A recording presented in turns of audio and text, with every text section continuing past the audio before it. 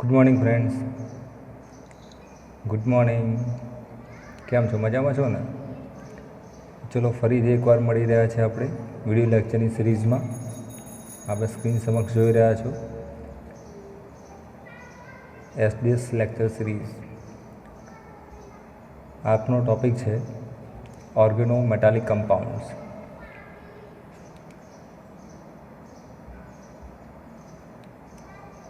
આપને જણાવી દઈએ મિત્રો કે ઓર્ગેનોમેટાલિક કમ્પાઉન્ડ્સનું એક લેક્ચર આપણે અગાઉ જોઈ લીધું છે. ત્યાંથી જ આપણે ફરીથી શરૂ કરવાનું છે. જે પણ મિત્રોએ લેક્ચર ના જોયું હોય તે વિડીયો લિંકમાં જઈને યુટ્યુબમાં ચેનલમાં SD સુતરિયા લખીને ચેક કરી શકો છો તમે મિત્રો.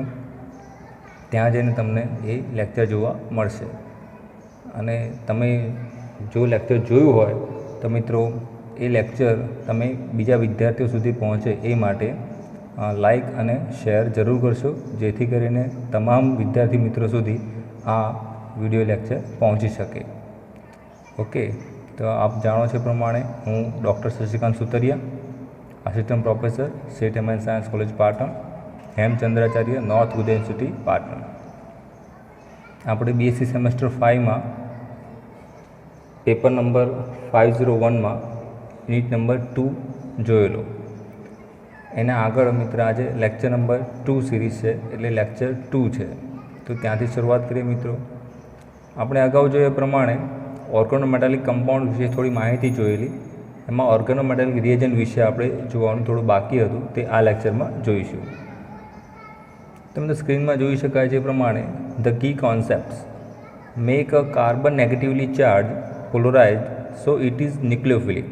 એટલે મિત્રો આપણે એવું કહી શકીએ કે જે કાર્બન ઉપર નેગેટિવ ચાર્જ છે એની જોડે વધારાના ઇલેક્ટ્રોન હશે, એટલે એ ઇલેક્ટ્રોન નેગેટિવ ચાર્જ છે, એટલે ન્યુક્લિયોફિલિક તરીકે વર્તે છે. Reaction with electrophilic carbon can make carbon carbon bonds. એટલે જે કાર્બન જોડે પોઝિટિવ ચાર્જ છે એ કાર્બન ધન આયન તરીકે વર્તશે, એટલે કે ઇલેક્ટ્રોફિલિક સબસ્ટિટ્યુશન રિએક્શન કરશે. એટલે જો એક ધન કાર્બન અને એક ઋણ કાર્બન બંને ભેગા થાય તો કાર્બન કાર્બન બંધ બનશે. મિત્રો આપણે જોવાનો પ્રયત્ન કરીએ અહીંયા. તો મિત્ર કાર્બન છે આપણા જોડે, એક કાર્બન છે એ નેગેટિવ ચાર્જ છે, પ્લસ બીજો કાર્બન છે એ પોઝિટિવ ચાર્જ. તો નેગેટિવ ચાર્જ અને પોઝિટિવ ચાર્જ એટલે બંને જો ભેગા થશે તો આપણને simply carbon single bond carbon એટલે કાર્બન સિગ્મા બોન્ડ કાર્બન જોવા મળશે. અને એ પ્રમાણે આપણે એવું કહી શકીએ છીએ કે કાર્બન કાર્બન બોન્ડ્સ આપણને જોવા મળે છે. ઓકે, તો મિત્ર આગળ જોઈએ. એક ઇમેજ છે સાયન્ટિસ્ટની, કદાચ આપ ઓળખતા હશો. સાયન્ટિસ્ટનું નામ છે વિક્ટર ગ્રિગ્નાર્ડ. વિક્ટર ગ્રિગ્નાર્ડ વિશે થોડી માહિતી આપણે વધારે જાણીએ તો એમને the first organic metallic reagents discovered કર્યું હતું, જે 1900ની સાલમાં હતું. 1900ની સાલમાં આપણે પહેલાં પણ રજૂઆત કરી છે અને ચેક કર્યું છે કે 1900ની સાલમાં આ વિક્ટર ગ્રિગ્નાર્ડ જે સાયન્ટિસ્ટ છે એમને આ સંયોજનની શોધ કરી હતી. તો શું શોધ કરી હતી? તો એમને એ શોધ માટે નોબેલ પ્રાઇઝ પણ આપવામાં આવ્યો હતો. 1912માં શોધ કરી હતી અને 1912માં એમને એના માટે નોબેલ પ્રાઇઝ આપવામાં આવ્યો હતો. તેમનું જે જીવન જોઈએ આપણે તો 1871થી લઈને 1935 સુધીનું છે અને એ ફ્રેન્ચના રહેવાસી હતા. 1912માં એમને નોબેલ પ્રાઇઝ મળ્યો હતો. 1900ની સાલમાં એમને શોધ કરવાના માટે અને એમને 2 અલગ અલગ યુનિવર્સિટીમાં પોતાની ફરજ બજાવી હતી. એમાં એક યુનિવર્સિટી છે યુનિવર્સિટી ઓફ નેન્સી, જે 1909થી લઈને 1919 સુધી એમને પોતાની ત્યાં ફરજ બજાવી હતી. અને ત્યારબાદ 1919 પછી યુનિવર્સિટી ઓફ લિયોન્સ ત્યાં તેમની ફરજ બજાવી હતી, જ્યાં સુધી જીવ્યા ત્યાં સુધી. અને આ એમને જે ઓસ્કાર મળ્યો હતો, નોબેલ પ્રાઇઝ, એ નોબેલ પ્રાઇઝની ઇમેજ છે. અહીંયા એમને જે શોધો કરી હતી એના વિશે એમને શું જાણવા મળ્યું, એ જાણવા મળ્યું એ પ્રમાણે તમને અહીંયા બતાવેલું છે કે ફોર્માલ્ડિહાઇડની જો રિએક્શન કરવામાં આવે તો પ્રાઇમરી આલ્કોહોલ્સ મળે છે. તો આપણે સ્ક્રીનમાં જોઈ શકીએ છીએ મિત્રો કે ફોર્માલ્ડિહાઇડનું સ્ટ્રક્ચર છે HCHO એટલે ફોર્માલ્ડિહાઇડ.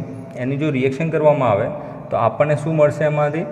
તો HCH2OH એટલે પ્રાઇમરી આલ્કોહોલ આપણને જોવા મળે છે. તો એ જ પ્રમાણે આલ્ડિહાઇડની જો રિએક્શન કરવામાં આવે તો સેકન્ડરી આલ્કોહોલ જોવા મળે છે.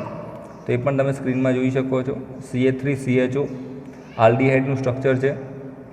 એમાંથી જો રિએક્શન કરીશું તો આપણને શું મળશે? સેકન્ડરી આલ્કોહોલ જોવા મળે છે. કીટોન્સની વાત કરીએ તો ટર્સરી આલ્કોહોલ આપે છે. તો એ પણ આપણે સ્ક્રીનમાં જોઈ શકો છો. એસિટોનની રિએક્શન કરીએ તો આપણને ટર્સરી આલ્કોહોલ તરીકે જોવા મળે છે. એટલે પ્રાઇમરી, સેકન્ડરી, ટર્સરીમાં જે આલ્કોહોલ છે એક કાર્બન સાથે જોડેલો હોય, 2 કાર્બન સાથે જોડેલો હોય અને 3 કાર્બન સાથે જોડેલો હોય, તે પ્રમાણે તમને પ્રાઇમરી, સેકન્ડરી, ટર્સરી કાર્બનના ચાર્જના આધારે અહીંયા નક્કી કરવામાં આવેલા છે. ઇથર ટર્સરી આલ્કોહોલ આપે છે, કાર્બન ડાયોક્સાઇડ એસિડ આપે છે અને ઇપોક્સાઇડ છે પ્રાઇમરી આલ્કોહોલ આપે છે. એ જેમની શોધ હતી એના આધારે આપણે આવું કહી શકીએ છીએ. તો આપણે જે ટૉપિક જોઈ રહ્યા હતા મિત્રો, એ ટૉપિક ફરીથી એકવાર સ્ક્રીન ઉપર છે. કદાચ ભૂલી ગયા હોય તો એકવાર રિવિઝન કરી લઈએ મિત્રો. ડેફિનેશન છે ઓર્ગેનોમેટાઇલ કમ્પાઉન્ડ્સની, ટાઈપ્સ ઓફ OMC છે, ક્લાસિફિકેશન, નોમેનકલ્ચર ઓફ OMC છે, structure and bonding in dihapto and metal olefin compounds. For example આપણને બે આપેલા છે. એક નંબર છે ઝુઇસ સોલ્ટ્સ અને બીજું છે ફેરોસિન કમ્પાઉન્ડ્સ, અને લાસ્ટમાં છે લિથિયમ અને એલ્યુમિનિયમના કોમ્પ્લેક્સીસ. તો આપણે એમાં જોવાનું હતું કે કાર્બધાતુક સંયોજનની વ્યાખ્યા ફરી એકવાર રિવિઝન થઈ ગયા મિત્રો. તો ધાતુ કાર્બન બંધ ધરાવતા સંયોજનોનો વિશિષ્ટ સમૂહ કે જેમાં કાર્બનિક સમૂહનો કાર્બન પરમાણુ ધાતુ પરમાણુ સાથે સીધો જોડાયેલ હોય છે તે કાર્બધાતુક સંયોજન તરીકે ઓળખાય છે. તે જ પ્રમાણે ઓછામાં ઓછો એક કાર્બન બંધ તો આપણે એની અંદર જોવાનો છે. જો એ આપણે હાલ જ વાત કરી પોઝિટિવ નેગેટિવ ચાર્જ, ઓછામાં ઓછો એક કાર્બન બંધ હશે તો અને તો જ તમે કહી શકો છો કે એ કાર્બધાત્વિક સંયોજન છે. વિદ્યુત ઋણ છે તે આપણે વાત કરેલી. તો વિદ્યુત ઋણતામાં શું થાય છે મિત્રો કે જેમ જેમ ડાબી તરફથી જમણી બાજુ તરફ જઈએ છીએ એમ વિદ્યુત ઋણતામાં વધારો થાય છે, અને જેમ જેમ જમણી તરફથી ડાબી બાજુ તરફ જઈએ છીએ એમ તેમ વિદ્યુત ઋણતામાં ઘટાડો થાય છે. અને એના લીધે વિદ્યુત ઋણતાના કારણે બંધ પ્રબળ અથવા તો નિર્બળ બની શકે છે. અને જે બંધ છે એ પાઈ બંધ અથવા તો સિગ્મા બોન્ડથી બને છે. મુખ્ય 3 પ્રકારે આપણે વહેંચેલા હતા કાર્બધાત્વિક સંયોજનોને વર્ગીકરણના આધારે, મેટલ કાર્બન બંધના આધારે, બીજા નંબરમાં છે ધાતુ સાથે જોડાયેલ કાર્બનિક સમૂહના આધારે, અને ત્રીજા નંબરમાં છે કાર્બનિક સમૂહની હેપ્ટિસિટીના આધારે. તો મિત્રો આપણે સૌથી પહેલાં મેટલ કાર્બન બંધના આધારે જોયું હતું. એમાં આયોનિક સંયોજન હતા મિત્રો, સહસંયોગ સંયોજન હતા, અને ત્રીજા છે વિસ્થાનીકૃત પાય બંધ ધરાવતા સંયોજનો. એટલે કે મેટલ કાર્બન બંધને 3 પ્રકારે વહેંચવામાં આવે છે, જેમાંથી આપણે આયોનિક સંયોજનો જોઈ ગયા છે. તો આયોનિક સંયોજન શું કરે છે મિત્રો? તો જે પણ વિદ્યુત ઋણતા છે 1.2 થી ઓછી હોય એવી જે પણ બંધ બને છે એ બધા જ બંધ આયોનિક સંયોજનો બંધ બનાવે છે. એટલે સોડિયમ છે, મેગ્નેશિયમ છે, કેલ્શિયમ છે, જે આવર્ત કોષ્ટકમાં આપણે હાલ જ જોયું પહેલો અને બીજો સમૂહ જે છે એ બધા જ 1.2 કરતાં ઓછી વિદ્યુત ઋણતા ધરાવે છે. એટલા માટે બધા શું કરશે? તો ઉચ્ચ વિદ્યુત ધન હોવાને કારણે એમની વિદ્યુત ઋણતા 1.2 ઓછી હોવાના કારણે એ આયોનિક સંયોજનો બનાવશે. તો 2 એક્ઝામ્પલ આપણે જોયેલા ઇથાઇલ સોડિયમ અને ડાયફિટાઇલ મેગ્નેશિયમ આપણી સમક્ષ જોઈ શકાય છે. હવે વાત કરીએ મિત્રો સહસંયોજક સંયોજનો એટલે કોવેલેન્ટ કમ્પાઉન્ડ્સ. તો એની અંદર આપણને વ્યાખ્યા ખબર છે કે સિગ્મા બોન્ડથી જોડાય છે સહસંયોજક સંયોજનો. તો એમાં વિદ્યુત ઋણતા જે છે સ્પેશિયલી કાર્બધાત્વિક સંયોજનો માટે તો 1.5 થી 2 ની વચ્ચે હોવી જોઈએ. 1.5 થી 2 ની વચ્ચે જો એવી વિદ્યુત ઋણતા હશે તો તમે સહસંયોજક બંધ એટલે કે સિગ્મા બોન્ડથી જોડી શકો છો. તો કાર્બનની વિદ્યુત ઋણતા તમને આપેલી છે, સહસંયોજક બંધ બનેલા છે. અહીંયા થોડા ઘણા એક્ઝામ્પલ આપેલા છે આપણને કે 1.5 થી 2 ની વચ્ચે આવતા વિદ્યુત ઋણ તત્વો તો લિથિયમ છે, બેરિલિયમ છે, એલ્યુમિનિયમ છે, ઝિંક છે, સિલિકોન છે અને બોરોન છે. તો લિથિયમ 1.0 છે એટલે 1.2 થી ઓછીની અંદર આવી શકે છે. બેરિલિયમ છે 1.5 છે, 1.5 થી 2 ની વચ્ચે આવી શકે છે. એલ્યુમિનિયમ છે, ઝિંક છે 1.6, સિલિકોન છે 1.8 અને બોરોન છે 2.0. તો બધા જ જે છે લિથિયમને અપવાદ કરતા લિથિયમની વિદ્યુત ઋણતા પ્લસ માઇનસ હોઈ શકે છે મિત્રો, એટલા માટે અહીંયા દર્શાવેલો છે. તો આ સંયોજનોમાં ધાતુ કાર્બન બંધ પાઈ પ્રકારનો સહસંયોજક બંધ જોવા મળે છે, એટલે એક સિગ્મા બોન્ડ અને એક પાઈ બોન્ડ, એટલે બે પ્રકારના તમને જોવા મળે છે. તો સહસંયોજક બંધોને કારણે આ કાર્બોદત્વિક સંયોજનો એક ચોક્કસ પ્રકારની સંરચના ધરાવતા હોય છે. એટલે જ્યારે બંધ બને છે ત્યારે sp, sp2 અને sp3 પ્રકારના સંયોજનો બને છે, એટલે કે ચોક્કસ પ્રકારનો એક આકાર જોવા મળે છે. આપણને ખબર છે કે આકાર હાઇબ્રિડાઇઝેશનના કારણે હોય છે, સંકરણના કારણે આવેલા હોય છે, તો એ આપણે અહીંયા જોવાના છે મિત્રો. તો કેટલાક સહસંયોજક કાર્બોદત્વિક સંયોજનોની સંરચનાઓ તથા ધાતુની સંકરણ અવસ્થા નીચે પ્રમાણે જોઈ શકાય છે. એટલે કે આપણને આપેલા કે sp, sp2 અને sp3. તો sp માં જે છે એ સંરચના કેવી જોવા મળે છે? તો રેખીય જોવા મળે છે. રેખીય એટલે કે સીધી રેખામાં આવતી હોય એવી. તો રેખીય માટે તમને આપેલું છે સ્ટ્રક્ચર, ઝિંક છે સેન્ટરમાં અને એની બંને બાજુ CH2 CH3 એટલે કે ઇથાઇલ સમૂહ જોડેલો છે, અને એ ઇથાઇલ સમૂહ બંને સાથે એક સીધી રેખામાં આવે છે. તમે લેફ્ટ સાઈડ રાઈટ સાઈડ જાઓ તો સીધી રેખામાં તમને જોવા મળે છે, માટે એ શું કહેવા છે? તો રેખીય સંયોજનો. sp2 તે કેવા બનાવે છે? ત્રિકોણીય, એટલે ટ્રાયેંગલ બનાવે છે. અહીંયા એક સ્ટ્રક્ચર આપણને જોવા મળે છે, ટ્રાયમિથાઇલ બોરેન. તો ટ્રાયમિથાઇલ બોરેન શું કરે છે? તો સરખા અંતરે મિથાઇલ સમૂહ ગોઠવવાના કારણે ત્રિકોણીય રચના આપણને જોવા મળે છે. એ જ પ્રમાણે આપણે sp3ની વાત કરીએ તો સમચતુષ્ફલકીય સંરચના જોવા મળે છે. તો ચારે ચાર ખૂણા એક સરખા, એટલે કે સિલિકોનની ચારે ચાર બાજુ એક બોક્સ ટાઈપ, બોક્સના ચાર ખૂણા આપણે જોયા છે, તે પ્રમાણે ચારે ચાર ખૂણામાં એક સરખા અંતરે મિથાઇલ સમૂહની ગોઠવણી કરેલી છે, જેના કારણે સમચતુષ્ફલકીય એટલે કે દરેક બાજુથી સરખી રીતે ચોરસમાં ગોઠવાયેલો પરમાણુ જોવા મળે છે. વધુમાં વાત કરીએ મિત્રો તો dsp2 સંકરણ છે એ સમતલીય ચોરસ રચના ધરાવે છે, જે પ્લેટિનમની હાજરી તમને બતાવે છે. એટલે પ્લેટિનમ જે ધાતુ છે એની આજુબાજુ તમને પરમાણુઓ અલગ અલગ જોઈ શકાય છે. એમાંથી લેફ્ટ હેન્ડ સાઈડ તમે જોઈ શકો છો મિત્રો C6H5 છે, અને રાઇટ હેન્ડ સાઈડ તમે જોઈ શકો છો તો પ્રોપાઇલ સમૂહ છે. તો આ સંયોજનો એક સરખી માત્રામાં જોડાવાથી તમને જે તે સંયોજનો સરખા અંતરે જોડેલા જોવા મળે છે મિત્રો. અને સમતલીય એટલે એક જ સમતલમાં ફિટ થાય છે. એટલે એક પ્લેન પેપર આપણે વિચારીએ તો પેપરની અંદરથી પસાર થતા તત્વો છે એ અલગ અલગ પસાર થતા નથી. પેપરની અંદર એટલે સમતલમાં છુપાયેલા બધા જ તત્વો જોવા મળે છે. નેક્સ્ટ જોવા મિત્રો આપણે તો dsp3 સંકરણ છે. તે શું જોવા મળશે આપણને dsp3માં? ત્રિકોણીય દ્વિપિરામિડલ, એટલે કે બે અલગ અલગ ત્રિકોણ સામસામેની બાજુથી જોડાયેલા છે. ત્રિકોણીય દ્વિપિરામિડલ એટલે બે પિરામિડ ત્રિકોણાકાર રચનામાં જોડાયેલા છે, જે આપણે અહીંયા જોઈ શકીએ છીએ. તો નુબેડિયમની સામેની સાઈડ 3 મિથાઇલનું સ્ટ્રક્ચર છે અને સામેની સાઈડ 2 ક્લોરાઇડનું સ્ટ્રક્ચર જોવા મળે છે. તો આ પ્રમાણે તમે એનું સ્ટ્રક્ચર જોઈ શકો છો, જે ત્રિકોણીય દ્વિપિરામિડ રૂપે જોડાયેલા છે. એટલે આપણે હાલ જ જોયું પ્રમાણે sp, sp2 અને sp3 આ બધા જ સંકરણ જે છે એ ચોક્કસ પ્રકારની સંરચના ધરાવે છે, અને એ સંરચના આપણા જે સંયોજનો છે કાર્બોદત્વિક સંયોજનો આપણે જે શીખવાના છે એ પણ એને ફોલો કરે છે. એટલા માટે આપણે એને કાર્બોદત્વિક સંયોજનોમાં સહસંયોજક સંબંધ બને છે એવું પ્રૂવ કરીએ છીએ મિત્રો. તો વિસ્થાનીકૃત પાયબંધ સંયોજનો. તો વિસ્થાનીકૃત પાયબંધ સંયોજનોમાં શું જોવાનું છે મિત્રો? તો મેઇન વસ્તુ એ છે કે જેમાં બંધ છે એ પાઈ બંધ બને છે અને સિગ્મા બંધ બને છે. આ બે વસ્તુ મેઇન છે. સહસંયોજક બંધ તો બને જ છે, પરંતુ વધારામાં એક પાઈ બંધ બને છે.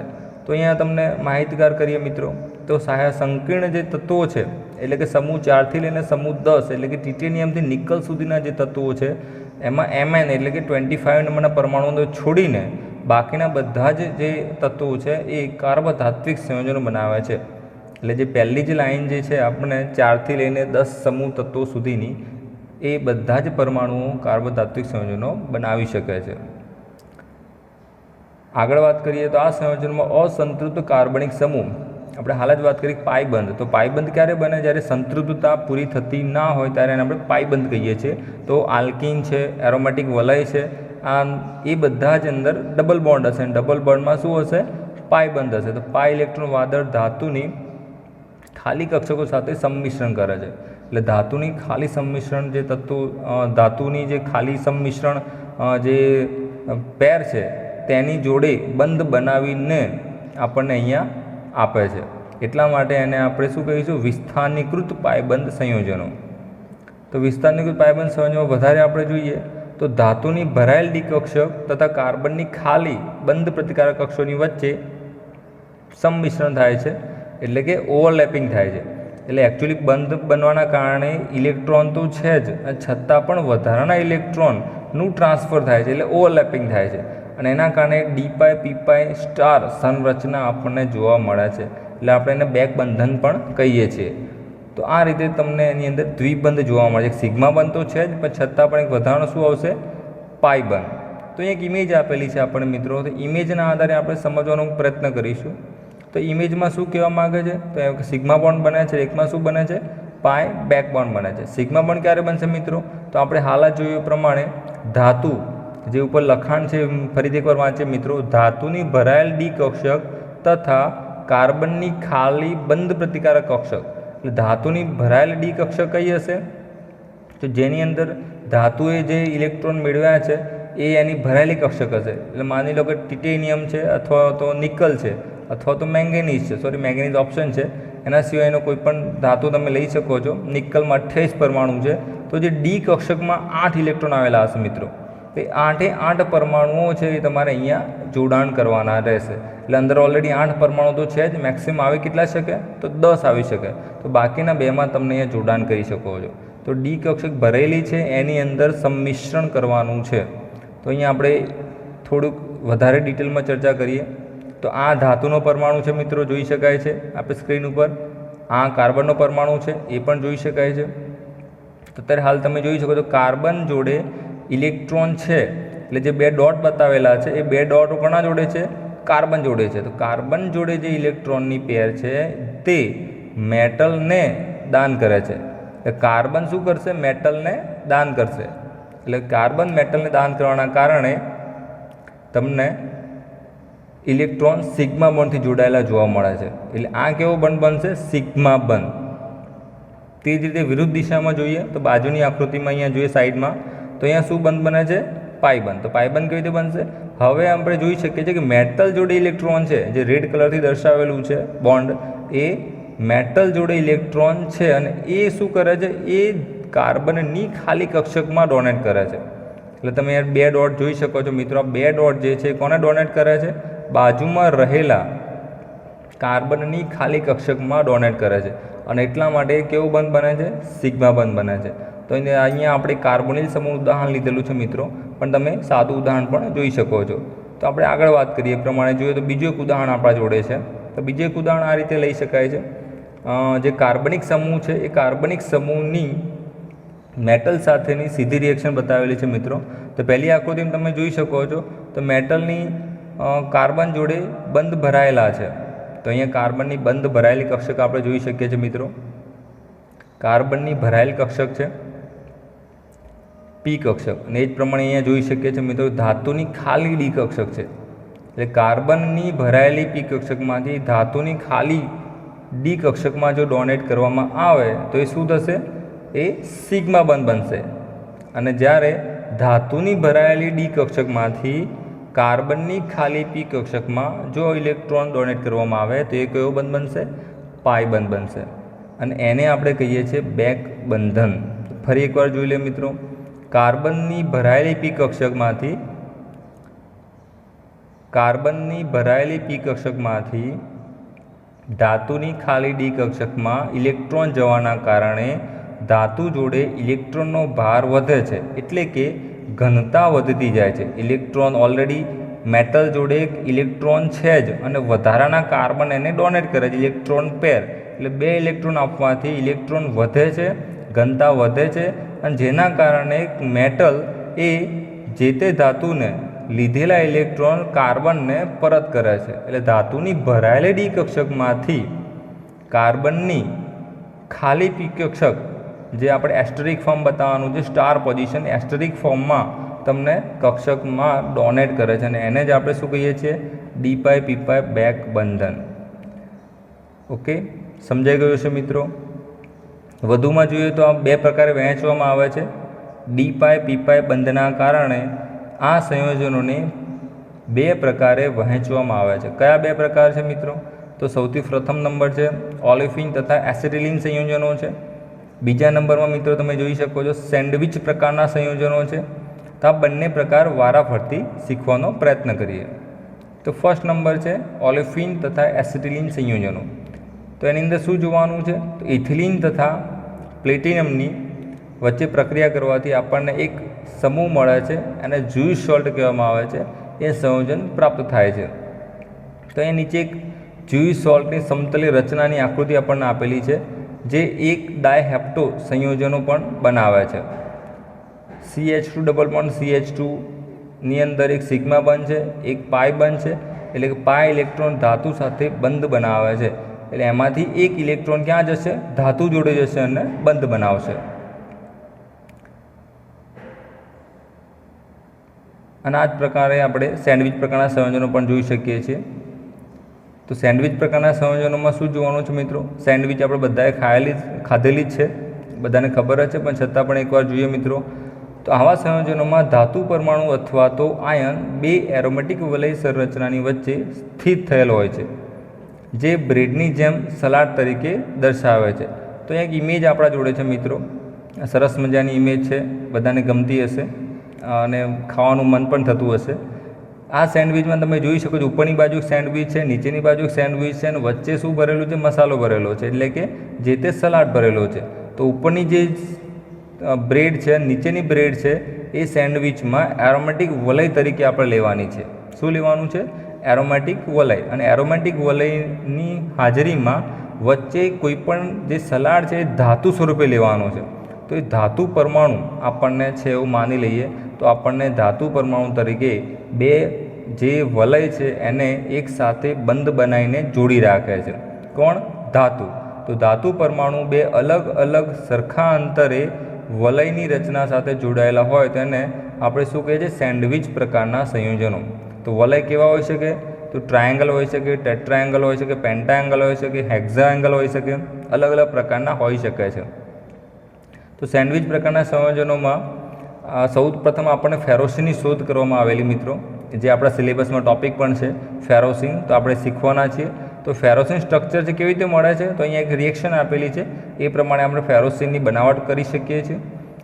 તો આપણને 2 મોલ C2H5 MgBr લેવાનું છે, એટલે ઇથાઇલ 5 મેમ્બર રિંગ છે, એટલે આપણે પેન્ટાઇલ કહીશું। મેગ્નેશિયમ બ્રોમાઇડની હાજરીમાં FeCl2 ફેરિક ક્લોરાઇડની પ્રક્રિયા કરવાની છે। તો C5H5 એટલે સાયક્લોપેન્ટેન, એટલે 5 મેમ્બર રિંગ છે એ આપણને અહીંયા આપેલી છે। એની જોડે શું કરવાનું છે? તો FeCl2 સાથે પ્રક્રિયા કરવાની છે, FeCl2। તો સામે આપણને શું મળે છે? તો C5H5 ટ્વાઇસ Fe, એટલે કે સાયક્લોપેન્ટાડાયનાઇલ આયન સંયોજન આપણને જોવા મળે છે, C5H5 ટ્વાઇસ Fe, જેનું બંધારણ આપણે બાજુમાં જોઈ શકીએ છીએ। તો બંધારણની દ્રષ્ટિએ તમે જુઓ તો C5H5 એટલે સાયક્લોપેન્ટેન ઉપર આપણને આપેલો છે, એના અંદર 2 અલગ અલગ બંધ દ્વિબંધ બનેલા છે, એટલે સાયક્લોપેન્ટાડાયનાઇલ, અને Fe એટલે આયન, 2 છે એટલે ડાય, સાયક્લોપેન્ટાડાયનાઇલ આયન, એટલે આપણને શું કહીશું? ફેરોસિન।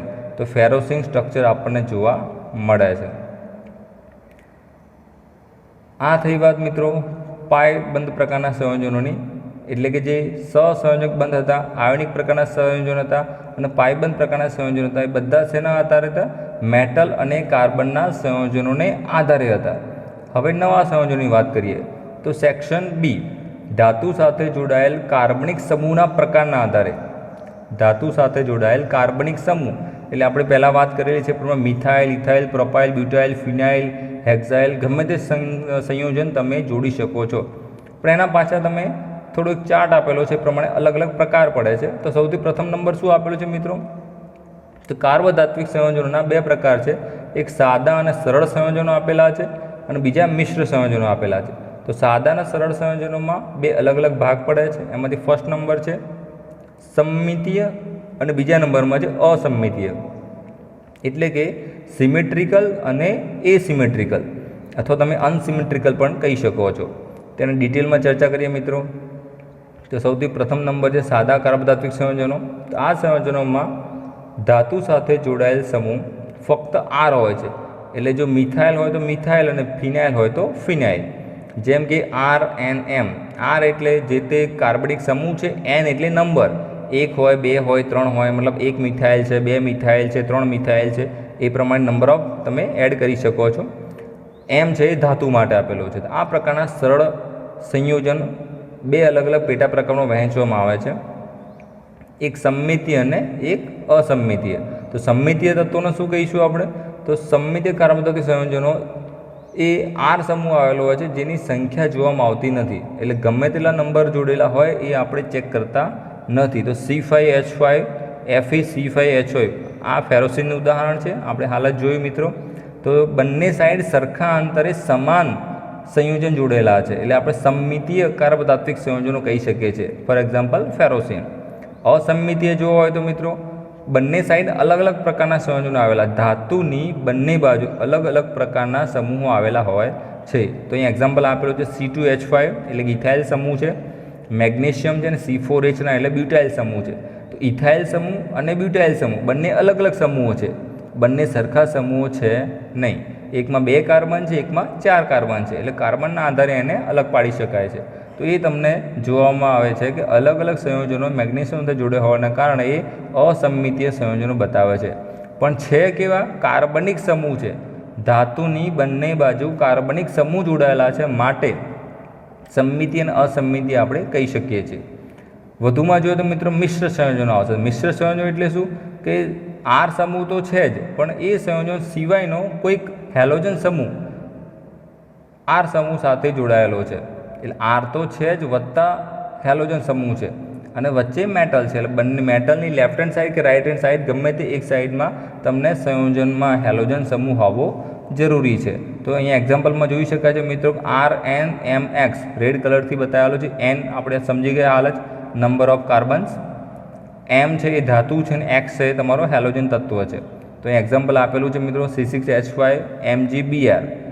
એટલે આપણે જે ફેરોસિનનું સ્ટ્રક્ચર જોયું હતું એ પ્રમાણે C5H5 હતું, અહીંયા C6H5 છે, એટલે ફિનાઇલ રિંગ છે. તો ફિનાઇલ રિંગ મેગ્નેશિયમ સાથે જોડાયેલી છે, ને એની સાથે Br જોડાયેલો છે, એટલે એ શું થઈ જાય? ગ્રિગ્ના રિએજન્ટ થઈ જશે. આપણને ખબર છે CH3MgBr એટલે શું કહેવાય? ગ્રિગ્ના રિએજન્ટ. તો આપણે ગ્રિગ્ના રિએજન્ટ છે. બીજું એક્ઝામ્પલ જોઈએ મિત્રો, તો CH3 thrice essential. CH3 thrice essential, S N એટલે ટીન. તો 3 મિથાઇલ સમૂહ આપેલા છે, અને 3 મિથાઇલ સમૂહની સાથે ટીન ધાતુ જોડાયેલી છે, અને ટીન ધાતુ સાથે ક્લોરાઇડ સમૂહ જોડાયેલો છે. એટલે તમે જોઈ શકો છો કે left hand side, right hand side અલગ અલગ સમૂહો જોડાયેલા છે.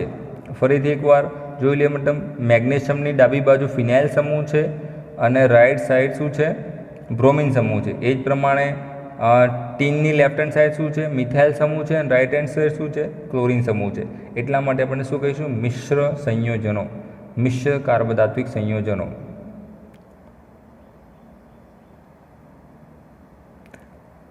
ઓકે મિત્રો,